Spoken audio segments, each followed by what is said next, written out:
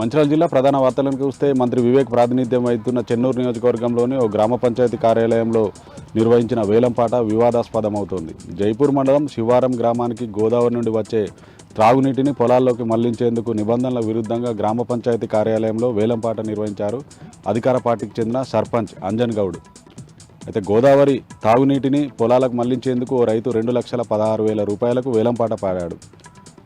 గ్రామానికి వచ్చే తాగునీటిని పొలాలకు మళ్లించేందుకు నిబంధనలకు విరుద్ధంగా వేలంపాట పాడిన సర్పంచ్ వైఖరిపై గ్రామస్తులు ఆగ్రహం వ్యక్తం చేసి నీటిపారుదల శాఖ అధికారులకు ఫిర్యాదు చేశారు.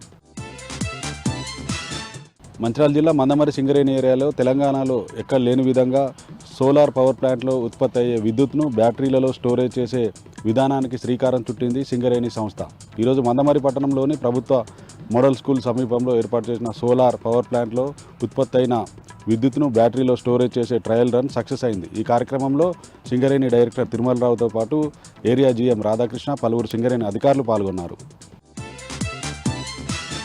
కొమ్రమి మాసోబాద్ జిల్లా కేంద్రంలోని బజార్వాడి ఏరియాలో మత్తు పదార్థాలు విక్రయిస్తున్న 4 సభ్యులు గల ముఠాను అరెస్ట్ చేశారు పోలీసులు. వారి వద్ద నుంచి 150 గ్రాముల గంజాయి, మత్తు పదార్థాలు, సిరంజీలు, 4 సెల్ ఫోన్లు స్వాధీనం చేసుకున్నారు. జిల్లా కేంద్రంలోని పోలీస్ స్టేషన్లో మీడియాకు వివరాలు వెల్లడించారు పోలీస్ అధికారులు.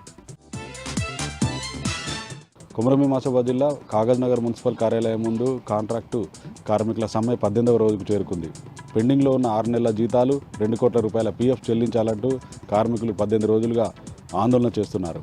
కార్మికుల సమ్మెతో కాగజ్ నగర్ మున్సిపాలిటీలోని 30 వార్డులలో చెత్త తరలింపు నిలిచిపోయి దుర్గంధం వెదజల్లుతోంది.